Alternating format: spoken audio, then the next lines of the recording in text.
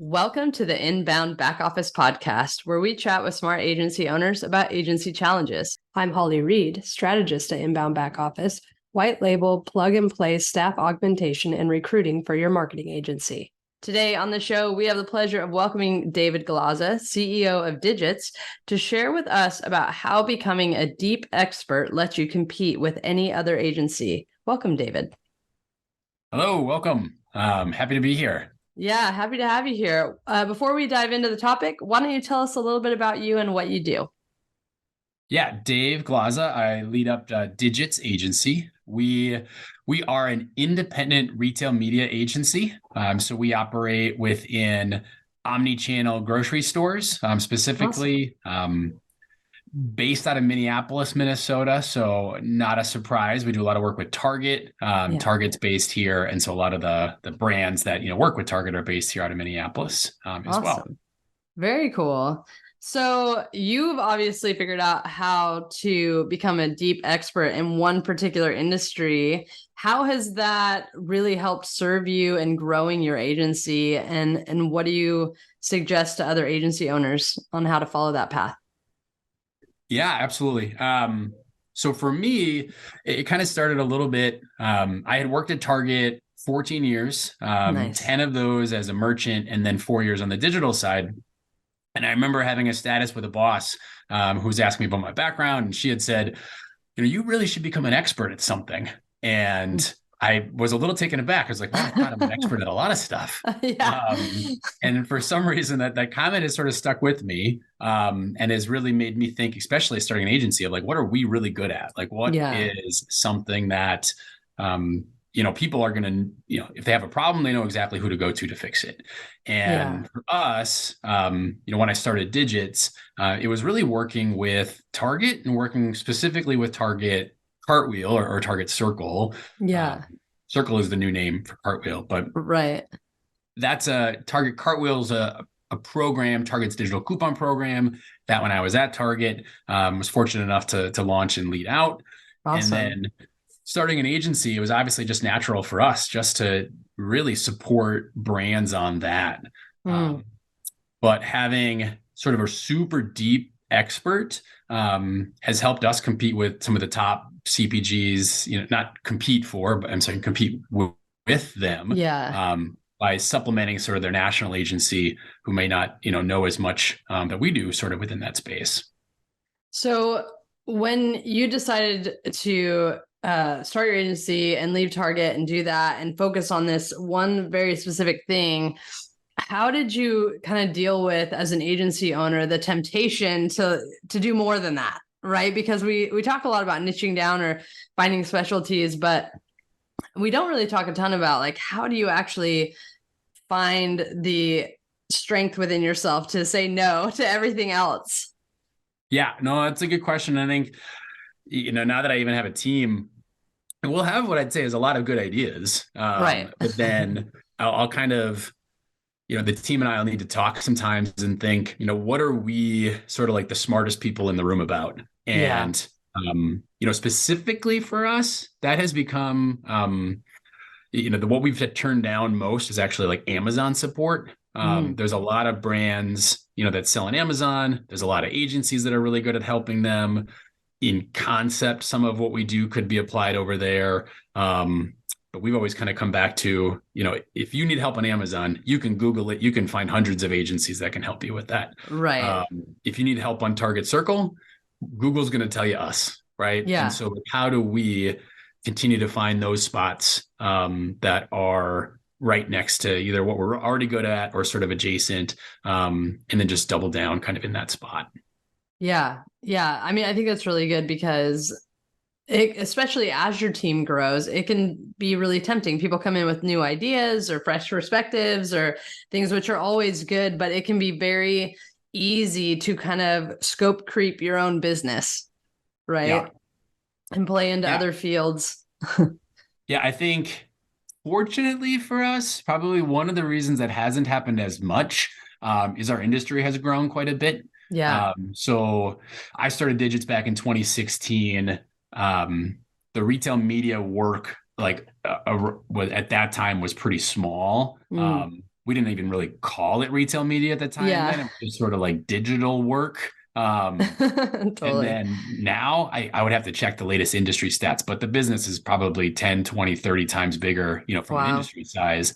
So we've been able to grow, revenue and team just within our space without having to creep too much. Yeah. Only creeping where I'd say it, there's a logical extension and we can still sort of be those smartest people, not having to try to go into something and completely, fake our way. Absolutely. So, do you mostly work with Target as your client, or are there apps like that for other retailers that you kind of do all retailers, or have you narrowed it down specifically to mostly Target? Target's about half of what we do. Okay. And I'd say, for the first couple of years, you had sort of asked about like agency. It was probably 100% of what we did. Yeah. For about 2-3 years. But now that we've grown, we've taken on sort of adjacent businesses. So awesome. We work for some grocery stores directly that, look at some of the work we've done around Target and have said, ooh, that's kind of cool. Like, I like to do that. And they're a little bit smaller and they need a little help. So we run retail media as agency of record for some regional grocers. And then we also have worked past Target with some brands. So, things that we're really good at Target about running their retail media, running coupons. Some of our brand partners have said, hey, I know that you guys are kind of Target folks, but I need help over at Meijer, or I need help over at Kroger. Like, can you help me here? And of course, then we're like, sure, like we're experts at you now and your processes. And if you want us to do that, then we can kind of lift and land what we're doing for you other spots. So. Awesome. But you've definitely narrowed it to retail and grocery and things like that. Yeah. Oh yeah, definitely retail, grocery. And we'd even, the term omni-channel, if your listeners are familiar. So, not a pure play, not as much pure play online. So an Amazon or an eBay. We're not experts in that. It's more about those grocery stores or retailers where a lot of your business is done still physically. It's about how do you motivate a shopper to get their feet through the register? Right. Even if that store is only 2 miles from their house, right? Like, how are you still engaging with that shopping trip versus just the one that, UPS is bringing to your front door? Right. Which is a huge thing right now, right? Because it's so easy to just go online, even Target.com or whatever, and like get stuff shipped to you versus like going in the store, using those coupons, and taking advantage of some of those deals as well. That can be a really interesting, different marketing now than it was, 15, 20 years ago. Yeah, totally. But it's, I think the in-store is having a little bit of a resurgence. Obviously with COVID, everybody was getting everything shipped to their house. Yeah. It was a very digital experience.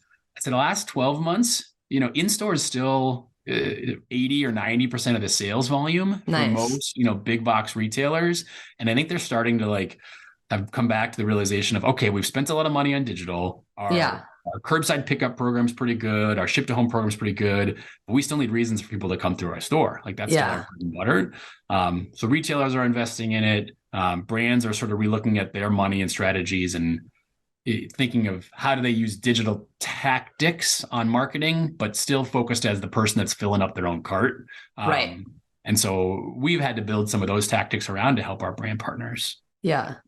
So as a deep expert in this particular field, how have you found, just from a business perspective, for you to be able to compete with other agencies? Like, what are the differences you've experienced because you are a deep expert? And what have you seen change inside your business because of that? Yeah. And I think, and these types of lessons probably can apply to other agencies as well, depending, no matter what industry they're in. But for us, what we've been able to find is, a client might be working with a national agency and they'll take a strategy and execute it across 20 different retailers or 20 different accounts, where we will then offer our services as more of like an audit and say, Target, for instance, is an important client of yours. They're an important customer of yours as a brand. Are you truly maximizing theirs? And so we will then audit what the national agency does. typically, if we're looking at 10 points of audit, we'll still see 3-4 different things where like, that's just not right for Target. Like maybe that's right for Walmart, maybe that's right for Kroger, but that's not right for Target. And it's kind of just a peanut butter approach, which I somewhat don't blame the national agency. Right. If they're trying to do things across 15 or 20 retailers and they've got 2 newer hires that are on their team, there's no way they know everything about all these different retailers. Right. And that's sort of where we fit in. But that concept of showcasing value on like a bottoms up level, at least for our clients, has really worked well as a mix and match with their kind of tops down agencies the other way. Yeah, I think that does help you be able to compete with people who are more generalists, right? So for any agency owner who's listening to this, it's the agency owners that are generalists, aren't going to be necessarily experts at every piece of the marketing funnel of digital versus, outbound versus the print and all of that stuff that still happens at trade shows and things like that, right? So the more you can become a deep expert in a specialty or an industry or things like that, you're able to then go in and do an audit of what a generalist might have done and be like, hey, that's great for 90% of this, but this 10% over here for SEO or whatever it might be, you're actually missing a bunch of things, right? Yeah. And I think if I'm a brand or a business owner, I think it's similar, right? If you're a business owner hiring a marketing team, you're probably cool with what they do for 90% of your business, but then figure out which 1 or 2 of your either customers or tactics or strategies or whatever, where you need to hire an expert. And so in our world, as a grocery type support agency, that might be Target, that might be Walmart, that might be, maybe their top 2 or 3 accounts where they need to hire somebody that knows it in and out. But then the rest of their business, the juice isn't worth the squeeze, from a agency niche type of point of view. Yeah. So that would be advice even back to, any owners listening, or even us as agencies hiring people to support us. Like where do we need versus where do we need niche? So. And has it helped you within your business, just with your systems and processes? Because you obviously came in and started this agency as a deep expert. How have you helped your team even become deeper experts in what you do? Yeah, for the team, I've taken approach of hiring sort of 2 ways. One is really leaning into our strength. And so pretty much everybody I've hired to date has already, you would consider them like a tier 1 expert within our space. Awesome. And sort of, knowing our brand and vision of doing this as digits is the people on my team have worked for Target. They have worked for agencies supporting Target, and they're coming into my team already with that. Nice. And so for them, it's mostly just helping them understand how smart they are, which is maybe a weird way to say it, but no, that's good. That's because it's the curse of knowledge, right? You're like, well, everybody knows this because I know it, right? Yeah.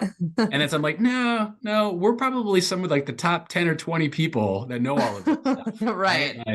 With us, Circle is again Target's coupon thing. We set up thousands of offers, and I'm like, the person you're working with has probably only ever set up 5. Yeah. And you set up like 3,000. It's like, you know what you're doing, right? Yeah. So don't pretend that it's as easy as you think it is, and the right way to do it. And so that's been probably our best hiring, and a way to sort of focus in on that as an agency is hiring people that really already know that space and kind of acquiring more talent.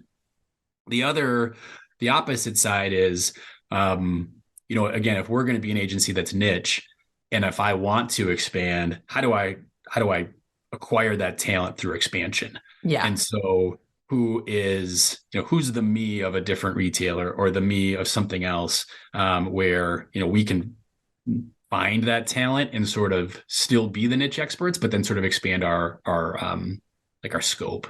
Yeah. And I think it's important for agency owners to think about, because you can hire your nephew or niece or whatever, right? But if you really want to grow and scale quickly and remain the expert in your field, there are people out there that have done or are doing similar to what you want to do or are doing. And so having a deep expertise in a field helps you actually know who to hire and who not to hire. Yeah, it's a pretty good filter for us. I was talking to somebody the other day and they were like, "Oh, my expertise is Amazon." And I was like, "Oh, darn it." Yeah. Right? Like that's not our space, right? Like we're not going to go Yeah. into that space. Yeah. It's like, you're And great at so, what you do. It's just yeah, not for us. Yeah. right. It's unfortunate. I was hoping the answer was something else. Yeah. Yeah, that is a bummer. But it does help you when you're doing the recruiting process or the hiring process. Like, you could put questions in there, like, where does your expertise lie? And that can help you just save time from a business owner perspective, right? Of, I can't waste my time interviewing this person, even though they're highly skilled, highly qualified in their area of expertise. It's not our area of expertise. Right. It's not what we're looking for. Right. Yeah. Yeah. Yeah. And sometimes you get a little distracted of, we can teach that person and I'm sure Right. they could, but, as a smaller business owner, do you have that time or that money or the resources? Like, do you truly want to devote that time to teach somebody else, or are they coming in, ready to run right away? Yeah, absolutely. And I think that's something to consider. It's like, the right person you might have time to train, or if things are slow or whatever. But if you're trying to expand and move quickly, you need someone who can help carry your agency in that direction fast. Yep, exactly. So what have you found when it comes to leading your team? Like you said earlier, it's really helping them believe in themselves and know how good they are at what they do. So then what do you do as far as training for them to become even greater experts in their field, or create growth opportunities within the company or your agency, and keep them from going somewhere else, right? Because they become super great experts and then a competitor wants to hire them. How do you kind of develop that cycle for them, the progression for them, so that you keep your best talent with you, so that you're not having to compete in the talent pool with another agency? Yeah, that's a good question. I don't, fortunately, most of my team has stuck, or nearly all, I guess. So we've had a pretty robust team. And I think, nice. Because, I've been able to hire experienced people, we've kind of get out of their way, I guess. And the people, at least that I've hired, are, they like that, they like the flexibility, like the autonomy and whatnot out of their way. And so that's been a positive, that at least my team likes working for small agencies. But I think, to answer your question about training, for us, it's about cross-training and sharing what each other are doing, because they all, even though they're all experts, they come in with a little bit of knowledge, and they have different clients, they have different things within digits. And so it's, for us, it's about, monthly share out sessions within our team of, awesome. Hey, somebody's working on this, let's have them present it out to the crew. Somebody else is working on that, let's have them present it out to the crew. And they're sort of sharing it that way. That's been our best way of continuing, I'd say, not to train, but I'd say probably to challenge people. And then from a growth side, some of it for me as leader is just continuing to let go. That's the hardest part. I started it all by myself. Like, it was just me for a while, and then we've added people as we've gone, and now some people have been with me for years. But because of that, I still feel you feel really connected, and some of the team still looks to me to do stuff. And I have found the best times they've grown is when I just stay out of it. Which maybe sounds kind of easy, but it's not. No, sometimes it's a lot harder to let go and delegate and let people be autonomous when you are the CEO and it's your baby. Like, you created this agency. But the more that agency owners can do that, and like you said, you hired people that are experts in what they do, so at least there's some level of experience and know-how there that you can trust and lean on. But it still is difficult to let go, but it does challenge them and it helps them rise above and figure out new ways to solve problems. Yeah, no, 100%. And sometimes they ask for it, and it's even just like, you're gonna be like, hey, you don't need my help, right? And sometimes they get a little bit like, like, I wish you would just do this for me. And I'm like, no, like, you can do it, right? And I've also come to learn, and even through this, is sometimes just because I get involved might make it different, but it doesn't necessarily make it better. Right. And, I might change it, but I don't know that I change it for the better. I just change it because it's mine. And so the comfort with that too is different, because somebody on my team might do it. They might make it as better than mine. And I actually end up spending time on it and hypothetically make it worse. Right. But you never know always. So, yeah. I mean, this has been really, really fun to talk through this from kind of all the perspectives of, competing just with other people nationwide, like other companies nationwide or similar agencies, but also from a talent perspective, like being able to compete there and keep your team and grow your team. I think this is really good advice for any agency owner. Is there anything else you'd want to share before we end today? Just for anybody listening, if they need any help, obviously, if you found us talking about Target and you're interested in that or any other sort of retail media, digitsagency.com. Awesome. We do offer a free Target circle audit if anybody is out there. So that is one thing. I don't think any other agencies do that. That's very nice. I haven't heard of it. So so if anybody wants to see what their competitors are doing, if you will, at Target, we offer that as a free audit, and we can do that for you.